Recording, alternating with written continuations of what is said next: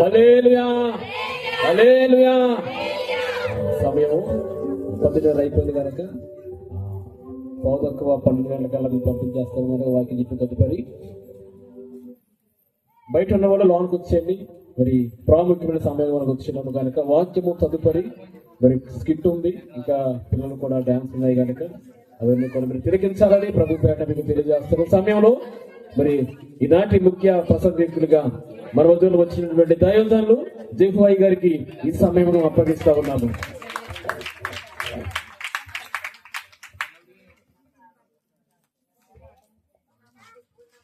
హల్లెలూయా. దేవుని పరిశుద్ధ నామానికి మహిమ కలుగునుగాక. హల్లెలూయా. అందరికీ వందనాలండి. నాకు ఎవరో వందనాలు చెప్తుంది. మంచిది. మీ అందరికి కూడా క్రిస్మస్ శుభాకాంక్షలు. ఈ స్థలానికి వచ్చిన వెంటనే అమ్మ నాతో మాట్లాడుతుంది కదా, బాబు ఈ యొక్క సభల నిమిత్తం మా దైవజనులు ఉపవాస ప్రార్థన చేశారు అని అమ్మగారు చెప్పి నాకు వచ్చిన వెంటనే నాకు అర్థం అవ్వలేదండి. అర్థం అవ్వలేదండి నాకు. ఎందుకంటే మహాసభలకి ఉపవాసాల్లో ఎక్కువ గడుపుతాం, ఉపవాస ప్రార్థనలకు ఎప్పుడు గడుపుతాం, ఏ సభలో గడుపుతాం. కానీ క్రిస్మస్ అంటే ఇక ప్రార్థనతో పని ఏముండదు, వర్తమానాలతో పెద్ద పని ఏముండదు. ఎందుకంటే ఇదంతా కూడా ఇదొక హడావడి. కాబట్టి ఇటు మేము ప్రార్థనాపూర్వకంగా ఎటువంటి సిద్ధపాట్లు చాలా మంది అంత భారంగా ప్రార్థన చేసిన వాళ్ళు అయితే మాత్రం ఉంటారు. క్రిస్మస్ ఇంకా నెలలో ఉండనగా పిల్లలందరూ ఏం చేస్తారంటే ఇప్పుడు డాన్సులు నేర్చుకుంటారు. కంఠతా వాక్యాలు, డాన్సులు, రకరకాల ప్రోగ్రాలు. ఇక మా చర్చలు అయితే ఒక స్టార్ తెల్లవాళ్ళు కడతారు. ఒకే ఒక స్టార్ కట్టడానికి మొత్తం యూత్ అంతా దాదాపుగా ఒక 70 మంది యూత్ ఉన్నారు మాకు. అంటే కవులు చెప్పుకుంటూ ఆ కవులు చెప్పుకుంటూ అది కట్టాలంటే ఒక గంటలు అయిపోద్ది. తెల్లవారు కడతారు. అంటే అదో పండుగ అన్నమాట. ఇంకే కాబట్టి ఈ రీతిగా క్రిస్మస్ అనగానే వర్తమానం చెప్పాలంటే అంత ఈజీ కాదు. దాని మీద ఎవరు కూడా మనసు కూడా ఎవరు కూడా పెట్టరు. అయినప్పుడు నాకు ఆశ్చర్యం ఏంటంటే అమ్మ చెప్పిన వెంటనే నేను ఆశ్చర్యపడ్డాను. దైవజనులు వారు ఉపవాసంతో ప్రార్థన చేశారండి. మరి యొక్క ఉపవాసం ఫలించాలంటే ఒక్క మాట అన్నా సరే మీకు అర్థం కావాలి. మనం ఎంత హడావుడి చేసుకున్నా సాధారణంగా క్రిస్మస్ అనగానే సెల్ ఫోన్ రెడీగా పెట్టుకుంటారు. ఎందుకంటే మా పిల్లలు ఎప్పుడు వస్తుంది, మా పిల్లలు ఎప్పుడు వస్తుంది, మా పిల్లడు ఎప్పుడు వస్తాడు, ఎప్పుడు షూటింగ్ చేసేస్తాం, ఎప్పుడు మన ఫేస్బుక్ లో అప్లోడ్ చేసేస్తాం, ఎప్పుడు మన ఇన్స్టాగ్రామ్ లో మనం పెట్టేసుకొచ్చి రకరకాల ఆలోచనలు. మొత్తం మాకు జరిగిందండి పండగ. ఇక మోత ఇంకా మొత్తం జవ్వులో మందు కలుపు ఇక మామూలుగా ఉండదు. ఇంకా ఈ పండుగ అంటే ఇంకా అలా ఉంటుంది అన్నమాట. మొన్న కూడా నన్ను ఒక రాయవరం ఒక క్రిస్మస్ జరుగుతుందంటే రాయవరం నన్ను పిలిచారండి. చాలా పెద్ద మీటింగ్, ఊరంతా వచ్చి కూర్చున్నారు రాయవరాన్ని. ఇక చాలా ఆవేశంగా ఇంక నేను ప్రార్థన చేసేసుకుని ఇంకా ప్రభువా ఇంతమంది ప్రజలు వస్తున్నారు, ఏం చెప్పాలి చాలా చాలా ఆలోచనతో అలాగ వస్తా ఉంటుంటే కారు దిగిన వెంటనే నాకు పెద్ద సెక్యూరిటీ. నాకు సెక్యూరిటీ ఎందుకండి బాబు, ఏదో మాస్టర్ గారు ఏదో స్టైల్ అయిపోయింది. ఇక పెద్ద సెక్యూరిటీ యూత్, ఆ ఊరు యూత్ ఒక 100 మంది ఒకరి చేతిలో ఒకటి పట్టేసుకుని తీసుకొచ్చేస్తున్నారు. నాకు అర్థం కాలేదు ఇదేంటి, ఇదంతా నాకు అర్థం కాలేదు. సర్లే లోపలికి వచ్చిన తర్వాత ఒకడు ఊగిపోతున్నాడు లాగా, అన్నయ్య నువ్వు ఏం చెప్తా తెలియదు, జనాలు ఏడిపించే అన్నీ ప్రసంగం చెప్పి ఏడిపించారంటే ఇప్పుడు ఆ తాగేసి ఫుల్గా తాగేసి అన్నయ్య నువ్వు ఏం చెప్తారో తెలియదు అన్నయ్య, జనాలు అందరూ ఏడిచారు అన్నయ్య అంటున్నాడు. కీబోర్డ్ అయినా ఊగిపోతున్నాడు ఇలాగా, అటు ఇటు ఊగిపోతున్నాడు, పేడుకుంటే ఆయన ఊగిపోతున్నాడు. అంటే పండుగ అంటే ఎలా ఉంటుంది అనమాట. క్రిస్మస్ పండుగ అంటే చాలా ఊగిపోయి పండుగ ఇది. స్తోత్రం. జనాలు ఊగిపోతారు, మన వస్త్రాలు ఊగిపోతే వాళ్ళకి మెరిసిపోతాయి కదా వస్త్రాలు అన్నీ. అది పండుగ అంటే అదే కదా. ఇంకా అందరూ ఊగిపోతారు మొత్తం అంతా. ఇంకా ముసలోడు ఊపి వచ్చేస్తుంది, ఎందుకంటే కొత్త బట్టలు వచ్చేస్తాయి కదా. కాబట్టి ఈ పండుగ అంటే ఇంకెలా ఉంటుంది. ఇంకా దానికి స్తోత్రం. కానీ ఈ పండుగ అలా జరగడానికి పర్వాలేదు కానీ ఒక్క మాట అన్నా సరే మీకు అర్థం కావాలి. ముందు సేవకులు చక్కగా క్లుప్తంగా 5 నిమిషాల్లో ఆవిడ చెప్పవలసింది చెప్పింది, మీకు అర్థమైంది. మరి అయ్యగారు చక్కటి గ్రీటింగ్స్ అనగానే మేము కవర్ చేసేస్తాం. మాకు ఎలాగ ఏ టైం ఇచ్చి కవర్ చేసేస్తాం. 1 నిమిషం అన్నా ఆ నిమిషాలు మేము కవర్ చేసేస్తాం. మొత్తం మెసేజ్ వెళ్ళిపోద్ది. అయ్యగారు కూడా చక్కటి మాటలు చెప్పారు. మరి తమ్ముడు గారు కూడా మరి రాజమండ్రి అనుకుంటాడు. ఆ చిన్న సమయంలోనే మేము సేవకులం కాబట్టి మా భారం మాకుంటది కాబట్టి మాకు అరగంట సమయం ఇచ్చినా 1 నిమిషం సమయం ఇచ్చినా మా పని మీద చూసుకుని వెళ్ళిపోతున్నాం. దానికి స్తోత్రం కలుగునుగా. హల్లెలూయా. కాబట్టి ఇక ఎక్కువ ప్రసంగాలు ఏముంటావు, 2 మాటలు చెప్పేసి నేను ముగించేస్తాను. అంత నేను కూడా 2 మాటలు చెప్పేసి నేను ముగించేస్తాను. వాక్యాన్ని మనం కొద్ది నిమిషాలు జ్ఞానం చేసుకుంటాం. మత్తయి సువార్త 2వ అధ్యాయం మొదటి నుంచి ఒక మాట చదువుకుని మనం త్వరగా మనం ముగించేసుకుంటాం. రాజైన హేరోదు దినములందు యోదపు దేశపు బెత్లెహేములో యేసు పుట్టిన పిమ్మట తూర్పు దేశపు జ్ఞానులు వచ్చారంట. అంతే చాలండి, ఇంకేమంటారు. హల్లెలూయా. ఎక్కడ పుట్టారండి ఇప్పుడు యేసు ప్రభు వారంటే? బెత్లెహేములో పుట్టారు. యెరూషలేముకి బెత్లెహేముకి ఒక 8 కిలోమీటర్ల సరదాగా నడుచుకుని వచ్చేసారన్నమాట. అదో దేశం ఇదో దేశం. ఇప్పుడు అదేమో పాలస్తీనా, ఇదేమో ఇస్రాయేల్ దేశం. పక్క వెళ్ళినాయి, 2 దేశాలకు ఉన్నారు. కాకపోతే ఇప్పుడు ఈ రోజుల్లో అటుపక్కలు ఇటుపక్క వెళ్ళాలి, ఇటుపక్కలు అటుపక్క వెళ్ళరు. ప్రస్తుత పరిస్థితి అది. హల్లెలూయా. కాబట్టి యేసు ప్రభు వారి యొక్క పుట్టుకకి తూర్పు దేశాల నుంచి జ్ఞానులు బయలుదేరారంట. ఆ ఒక్క జ్ఞానుల గురించి మనం కొంచెం 2 మాటలు మాట్లాడుకొని మనం ముగించేసుకుంటాం. తూర్పు దేశం నుంచి అంటే ఏమో ఏ దేశమో మనకి రాయపడలేదు. ఇప్పుడు మనం అంటున్నాయన్నీ కూడా తూర్పు దేశాలే. ఇప్పుడు మన దేశం అనుకోండి అందాకనే. ఇక్కడి నుంచి యెరూషలేముకి వెళ్ళాలంటే ఎంత దూరం వెళ్ళాలి అంటే దాదాపుగా ఒక 7,000 కిలోమీటర్లు ఉంటుందండి ఇక్కడి నుంచి, మా ఇండియా నుంచి.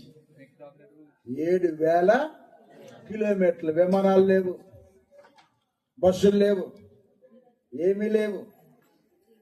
మరి ఎలా వెళ్ళిపోయిన వీళ్ళు?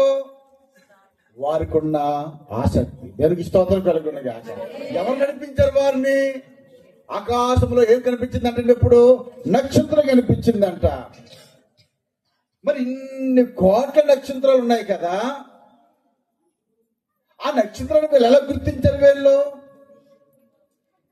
జ్ఞానం చేయండి కొంచెం. వీళ్ళు జ్ఞానులు చేసిన మొట్టమొదటి పని ఏంటంటే ఆ యొక్క నక్షత్రాన్ని గుర్తించారు. హల్లెలూయా. జ్ఞానులు భూ సంబంధంగా రకరకాల జ్ఞానాలు అందరికీ ఉంటాయి. తలకాయ తీసి తలకాయలు పెట్టేసి ఉంటారు. ఏమండి, ఎంత దారుణంగా ఉంటుందంటే జ్ఞానం. మనకి భూ సంబంధంగా చాలా జ్ఞానం ఉంటుంది. కానీ ఈ యొక్క జ్ఞానులు ఏం చేశారంటే ఆ యొక్క నక్షత్రాన్ని వాళ్ళు గుర్తించారంట. మొట్టమొదటిసారిగా జ్ఞానులు చేసిన మొట్టమొదటి పని ఏంటంటే ఆ యొక్క నక్షత్రాన్ని వాళ్ళు గుర్తించారు. నక్షత్రం అంటే ఏంటి? ప్రకటన గ్రంథం 1వ అధ్యాయము 20వ వచనం. ఒక్క మాట మనం ధ్యానం చేసుకుని మనం ముగించేసుకుందాం. ప్రకటన గ్రంథం 1వ అధ్యాయము 20వ వచనంలో యోహానుకి వచ్చిన దర్శనములో కాగా నీవు చూచిన వాటిని మెల్లిగా యేసు ప్రభువు మాట్లాడుతూ ఉన్నాడు కదా. యోహానుకు వచ్చిన ప్రత్యక్షత, నువ్వు ఏదైతే చూచావో. ఎవరు ప్రభుని ఎవరైనా చూచారంటారు ఇక్కడ? అటువంటి ప్రత్యక్షత మనకు ఉందా? సంఘములో పరిశుద్ధాత్మ అనుభవాలు ఉన్నాయా? సంఘములో అభిషేకం ఉందా? సంఘములో ప్రత్యక్షత ఉందా? సంఘములో ప్రవచనాలు ఉన్నాయా? సంఘములో దర్శనాలు ఉన్నాయా? సంఘములో భాషలు ఉన్నాయా? సంఘములో కృపావరాలు ఉన్నాయా? సంఘములో సువార్థీకరణ ఉందా? అయితే అలవాటు ప్రకారంగా ఒక ఆదివారం ప్రార్థన పెట్టేసుకుని, ఓ 4 పాటలు పాడేసుకుని, ఒక వర్తమానం చెప్పేసుకుని ఎవరి మట్టుకు వాళ్ళు వెళ్ళిపోయి ఒక సామాన్యమైన విశ్వాసంగా ఉండిపోతున్నామా? దేవుడి సంఘములో అనేక రకమైన కృపా వరాలతో దేవుడి సంఘాన్ని నింపాడు. ఏదో ఒక వరంతో నువ్వు వాడబడాలి. అది ఉద్దేశం. నువ్వు ప్రవక్తవా? నువ్వు సువార్థికురాలువా? నువ్వు కాపరవా? నువ్వు అపోస్తలువా? నువ్వు ఉపకారాలు చేసేవాడవా? నువ్వు ప్రభుత్వాలు చేసేవాడవా? ఏదో ఒక పని ఉండాలి ఇప్పుడు నీకు. హల్లెలూయా. యేసు ప్రభు దర్శనం వచ్చిందండి ఇప్పుడు ఎవరికైనా యోహానికి ఇప్పుడు యోహానుతో యేసయ్య మాట్లాడుతున్నాడు. యోహాను, ఇదిగో నువ్వు చూచిన వాటిని అమ్మా ఉన్న వాటిని వీటి వెంట కలుగబోవు వాటిని అనగా నా కుడి చేతిలో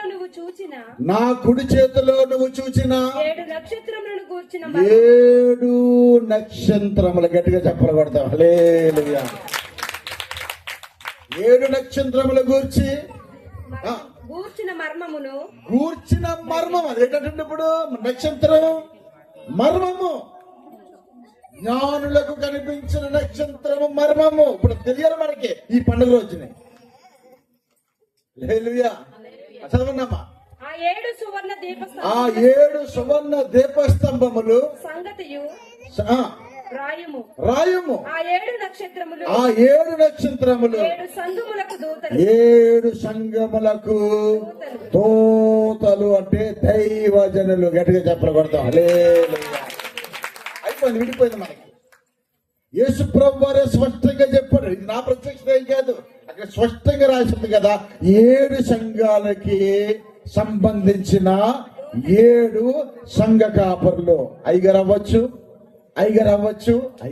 అంటే మీరే, మనమే. నక్షత్రాలు ఎవరండి ఇప్పుడు? దైవజనులే, మిమ్మల్ని నడిపిస్తున్న దైవజనులే నక్షత్రాలు. హల్లెలూయా. అంతవరకు వాళ్ళకి ఏముందండి? ఇప్పుడు భూ సంబంధమైన జ్ఞానం ఉంది. తూర్పు దేశపు జ్ఞానులు అంటే వాళ్ళకి అన్ని విషయాలు వాళ్ళకి తెలుసు. వాళ్ళకి జ్యోతిష్యాలు ఉన్నాయి, వాస్తులు ఉన్నాయి, లేవనేవి లేదు, అన్నీ ఉన్నాయి. నేను కూడా గతంలో నా సాక్షి మీ అందరికీ తెలుసు. నా సాక్షి ఇప్పుడు టైం కూడా మనకు లేదు, అవసరం కూడా లేదు. గతంలో ఏమండి మేము దొంగతనాలు చేస్తూ ఉండేవాళ్ళు. దొంగతనం కదండి, ఈ దొంగతనం కదండి, స్మగ్లింగ్ అంటే వ్యాపారాలు చేస్తూ ఉండేవాళ్ళు. ఈ దొంగ వ్యాపారాలు చేస్తున్న వాళ్ళకి ఏంటంటే ఒక అలవాటు ఉంటుంది, వాళ్ళ సెంటిమెంట్ అనమాట. వాళ్ళు జ్యోతిషం చూపించుకుంటారు. మేము దొంగ వ్యాపారం చేస్తున్నాము, వస్తుంది లాభం, వస్తుందా రాదా, మేము మేము మేము మేము మేము ఆ వ్యాపారం చేస్తున్నాము, ఈ వ్యాపారం చేస్తున్నాము అని సెంటిమెంట్ చాలా ఎక్కువ ఉంటాయి దొంగలకి. ఆ దొంగలు కూడా పూజ చేసుకుని వెళ్తారండి.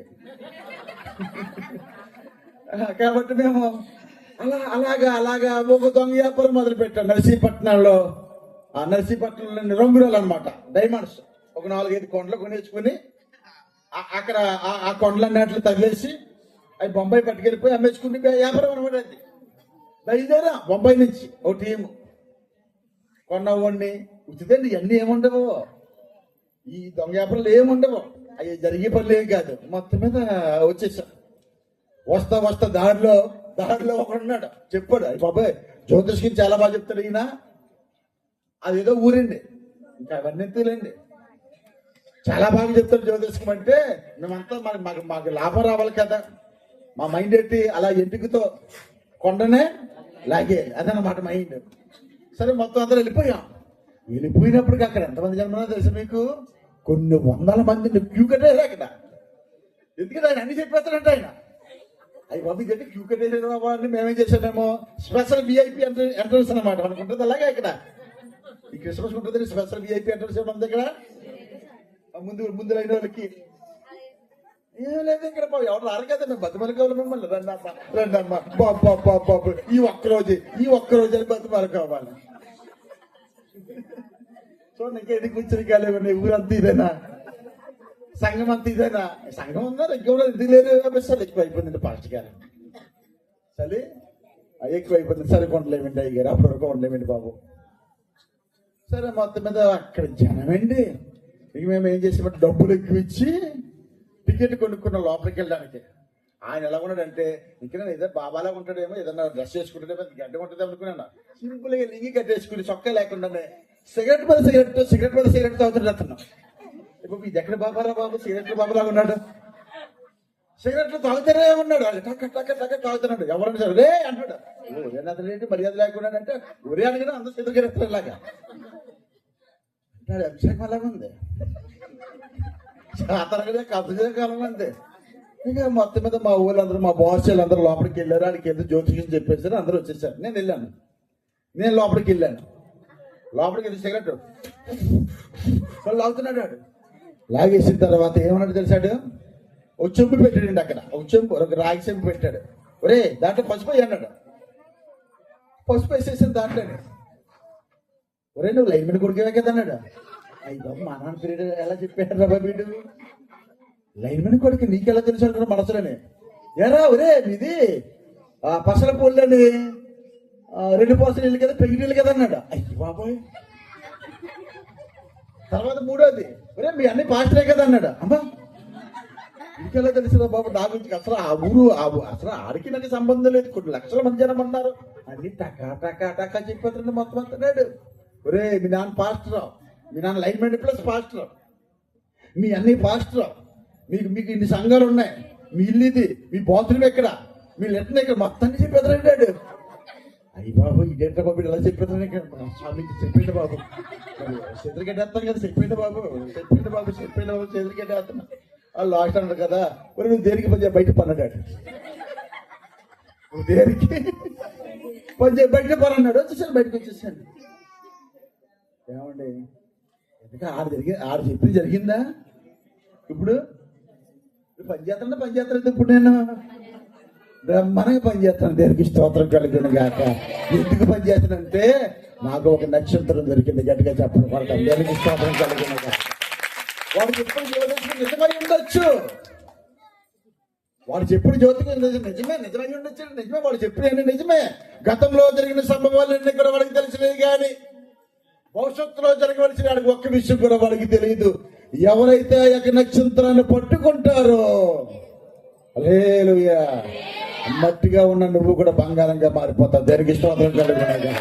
డౌట్ లేదు, అవి అనిపించాం కాబట్టి నువ్వు సేవ చేస్తున్నా.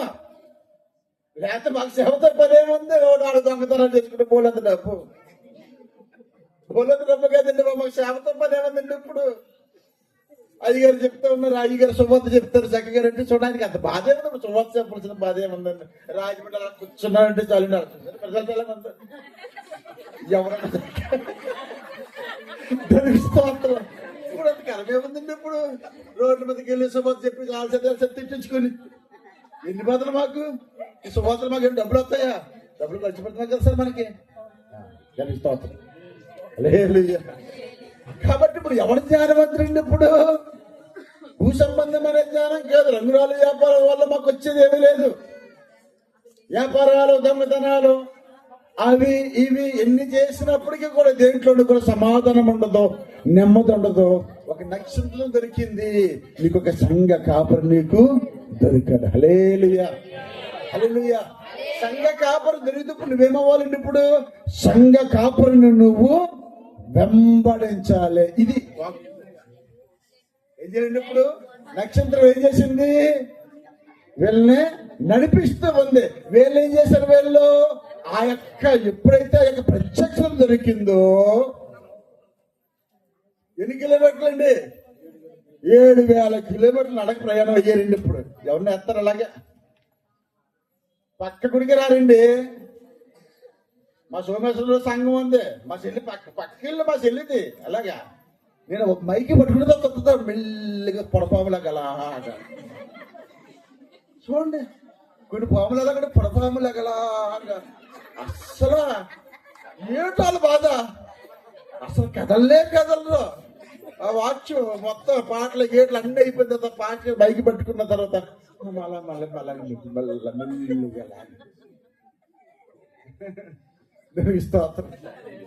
మా తెలుగు నాకు ఇప్పటికీ అర్థం కాదు. నాకు పక్కనే ఇల్లు అలా 2 అడుగులు అయితే సత్య పడిపోతావిడ.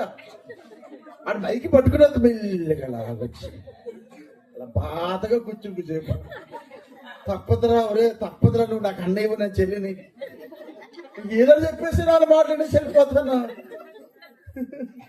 ఆ కేసులు చాలా ఉంటాయి. అటువంటి వాళ్ళకి ప్రత్యక్షత దొరకదు, అటువంటి వారి యొక్క జీవితాలు నిజమైన క్రిస్మస్ ఉండదు. హల్లెలూయా. అటువంటి వారి జీవితాల్లో ఉండదు.